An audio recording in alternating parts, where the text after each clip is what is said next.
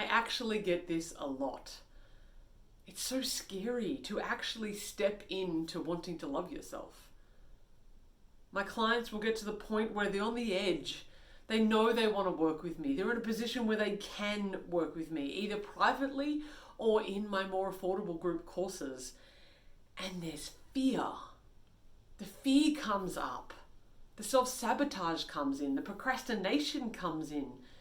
And there seems to be this recoiling of, oh my gosh, I feel like I want to go over there and I want to do this work and I feel like I really want to love myself. But oh my God, I'm freaking out. Because we know we need it. We desperately want to feel content, to feel in self-love, to become who we truly are, and to finally let go of the shame, the hate, and the self-destructive behaviors. But it's scary, right? Why is it so scary? Love Luna. Hello, and welcome to this week's episode of Self-Love Lessons with Luna. Thank you so much for joining me. I just love the comments that I'm getting through, the feedback, people listening, people watching, people just being able to grow their own level of self-esteem simply by hanging out in this community. It's an absolute pleasure to have you. Have you followed me on TikTok yet? Are you on that trend? Short little videos, punchy stuff. Every day I post a video, something beautiful, something inspiring, something funny maybe, but it's all going to be about self-love and it's all going to be about learning how to love yourself and be confident. So if you're welcome to go check me out, I'd love to have you there. It's LunaGaia_more confidence. Details are here just for you. I'd love to have you there. Thanks. It's really easy to stay comfortable, isn't it? Like wrapped up in your cocoon of self-sabotage, of procrastination, of playing small. It's actually really easy to do that because, well, it's comfortable. You don't have to be afraid of being rejected when you stay in your cocoon. You don't have to be afraid that people are going to put you down, that people are going to try to take you down. You can just stay in your comfortable self-sabotage bubble. We seek to remain safe and secure by keeping ourselves in the status quo, what is socially acceptable, what we have gotten used to doing, being, and having. We're comfortable there. There's a really good biological reason why we fear change, why we don't really want to change. And it's because in our nature we are herd animals. Not like herd with my ear, but herd as in a pack. We're kind of pack animals. We work together well when we belong in groups. And so it's no wonder that we want to keep the status quo. In a herd kind of environment, if you do something that's outside of what is acceptable to the herd, first they will try to correct the behavior. They'll try to fix it in some way to correct you. And if you are not able to be corrected, then they will reject you. You get turfed. Think about this in very human terms. Have you ever had a group of friends, then maybe you decide that you don't want to drink anymore? I've done this. But they continue to be drinkers. Now I continue to go out with them and continue to be sober. But there's a sense of correction that they want to make. There's an anomaly within the group, me, at that time. So what they do is try to make me drink. They're trying to correct the behavior. No, around here we are drinkers. Around here we are self-haters. So if you come forward and go, actually I don't want to drink anymore, then they will try to correct it by getting you to self-hate, by getting you to drink, by getting you to do whatever the thing is that is causing the disconnect with the group. Does this sound familiar? I'm sure it does. If you continue to not be corrected by the group, then ultimately what happens, you will be rejected by the group. Unless the group somehow starts changing with you, which is a whole power of influence thing, a whole nother conversation. But what happens for most people is that they try to correct the behavior, and if they cannot correct the behavior, they will be rejected from the group. And we want to belong. We want to feel like we fit in. It's kind of like safety in numbers. If you have a look at that herd mentality again, imagine there's a zebra who goes, I really don't want black and white stripes. You know what? You know what I'm going to do? I'm going to start wearing a blue stripe, several blue stripes down my zebra print. Yeah, that's a great idea because I want to be free and I want to express myself. All the other zebras are looking at that one zebra and going, they are a threat. Why?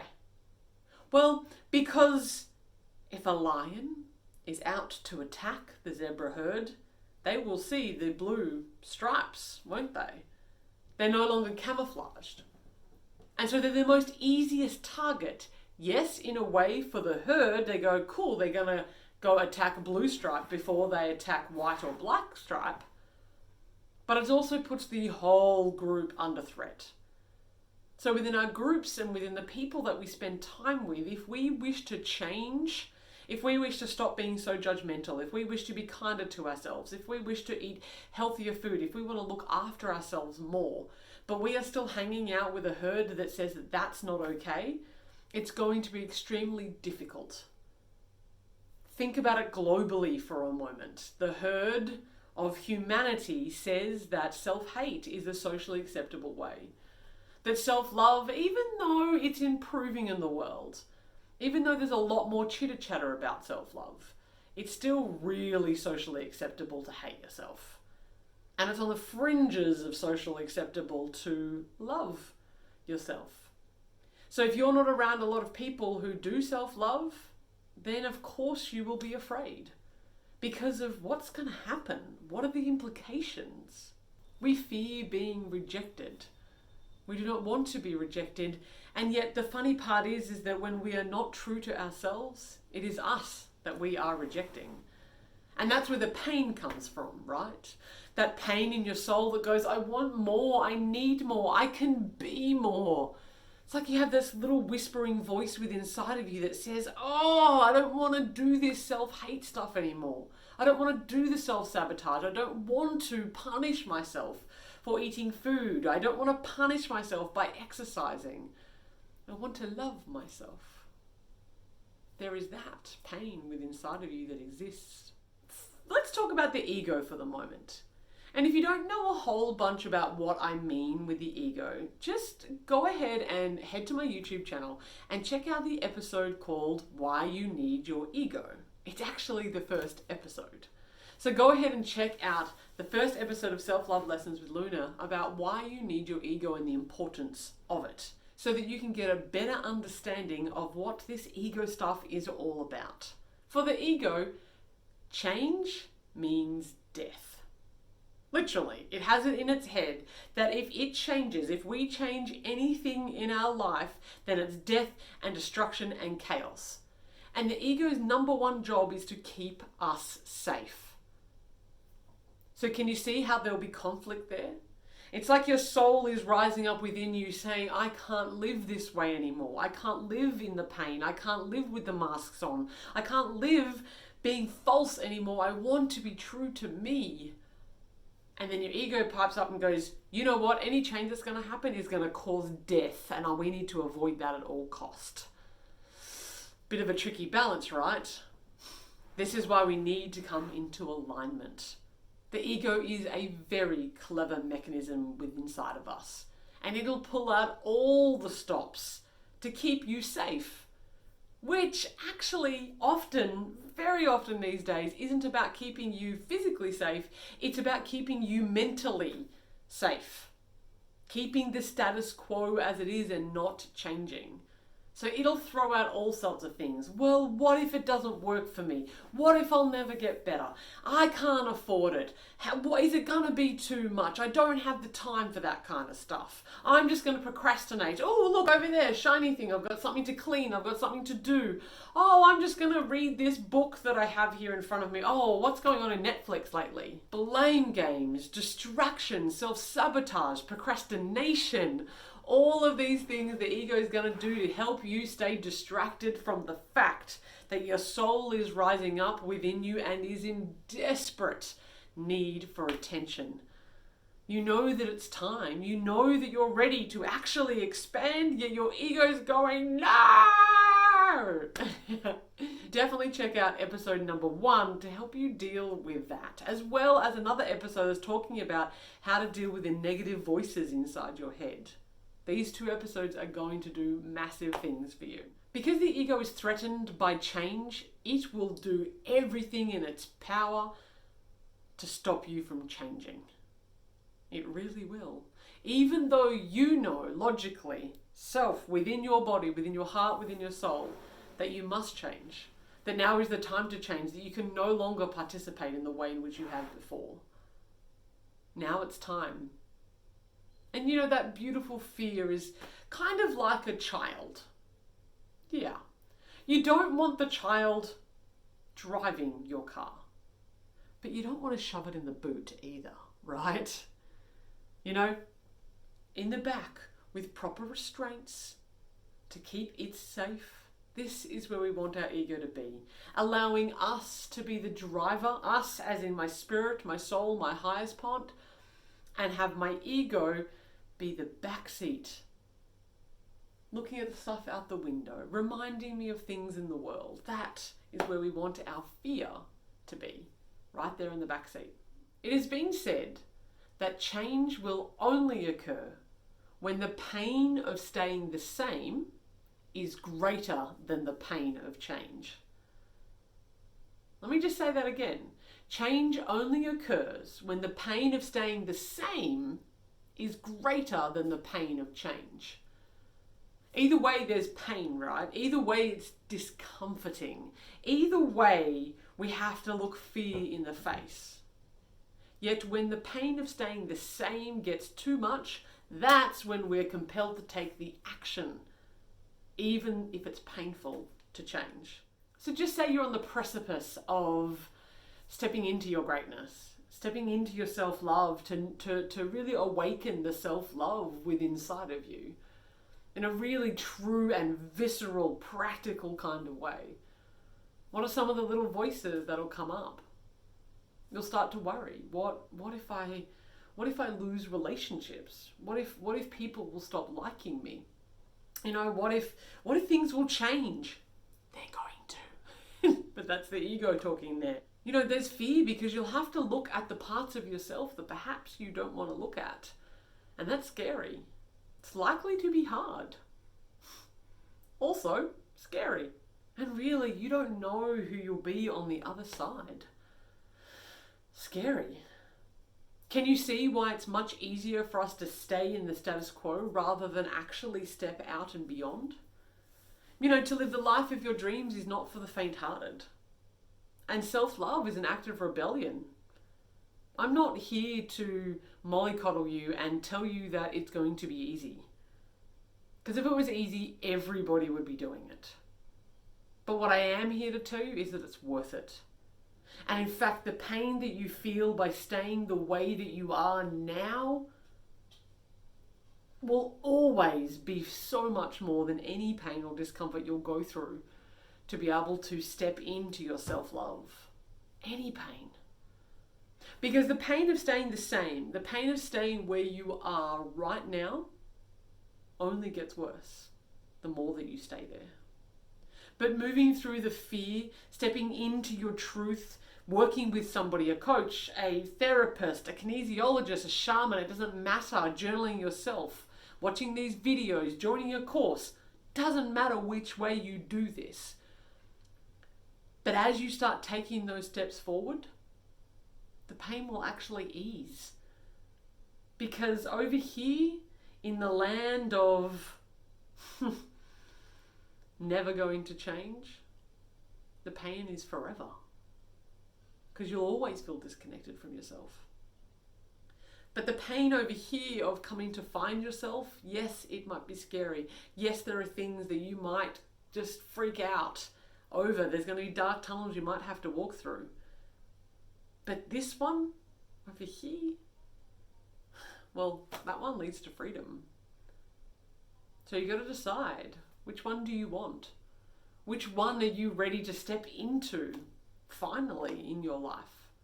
Keep playing small over here with infinite amount of pain. Feel pain for a little while over here and become your beautiful self. I get that it's scary. It is scary. But courage, isn't the absence of fear. Courage is to act in spite of the fear. The same way in which we put the fear in the backseat of the car, we get behind the wheel and we drive on through anyway. For so many of you, I know that the voice inside of you, the voice that's inside of you that's been calling, has been calling for so long. And it's getting louder and louder and louder, and kind of the excuses aren't working anymore for you. They've still got a little bit, but you're so close, you're on the edge so much that it's really just time for you to take the plunge. Bring fear with you. When push comes to shove, self-hate is socially acceptable, which means that you can be rejected by loving yourself. So it's scary, ultimately scary, but you can make a different choice. My first recommendation is that you learn how to trust yourself. You need to actually learn who you are and trust yourself and in your being. If you haven't yet, check out episode 21, and it's all about how to trust yourself. Number 2, courage. Courage is so critically important to this because it's a rebellious act to go out against what society says you should and should not be. So courage, I wish you a bunch of that. And remember that it's not a lack of fear, but taking action in spite of it. Number 3, surrender to your higher power. Whatever it is for you, if it's God, if it's universe, if it's ayahuasca, if it's the earth, if it's nature, whatever it happens to be for you, surrender to that. Surrender knowing that you always get what you need and that everything's going to be okay. You're being taken care of. If you don't yet have faith around being taken care of, then cultivate that for yourself. You're going to be okay. Number 4, just to reiterate again, you're going to be okay. You are loved and you are supported, and in my opinion, the universe wants nothing more than for you to come home to the truth of your soul. That's why you're feeling the call so heavily. It's time. I know it's scary. It sucks how scary it is. Keep moving forward. Have courage. Learn to trust yourself. Surrender to a higher power, and just keep reaffirming to yourself and reassure your little ego that's going bananas that you've got this, that you're the one that's in charge and everything's going to be okay. Thank you for being here. I hope that despite the fear of loving yourself, that you take away some really powerful insights from this lesson so that you can actually start to love yourself more and more. I know that quite a few of you watch all of my videos and your self-love is improving and increasing in huge amounts, and for that I am so ever grateful and honored. Keep doing it. Keep stepping forward. Keep feeling the courage that it takes in order for you to live a life that you really truly deserve. The Self-Love Awakening Collective course opens in June. Middle of June, we're going to get going. The week of June 14th. It's a close collection of women, no more than 12. In any one session, we go for 8 weeks. You'll have weekly group coaching calls, as well as weekly teachings by me, and we have an opportunity to Q&A. Of course, it's all online. That's how we're rolling these days. And we'll also have a private community group to be able to bounce the ideas and the themes of what we've looked at. It's time to come home to you. It's never too late. This course is for you if you feel like you've been stuck in your head way too much. There's a disconnect from your body and your spirit has just been floating around somewhere, not paying much attention. So if you would like to come home to you, to align your body with your mind and your spirit and have them in beautiful harmony, then join us. Shoot me through an email, loveyourself@moreconfidence.com.au. Send us a text 0403 981 597, or just find me on any of the places, right? Head to my website, moreconfidence.com.au. There are details there of the Self-Love Awakening Collective. Until next time, on Mondays I go live on Facebook as well as Twitch, and on Fridays, of course, an episode of Self-Love Lessons with Luna, available on Facebook, YouTube, Instagram, and on the podcast. I very much look forward to seeing you when I'm looking at you next, and in the meantime, happy self-loving.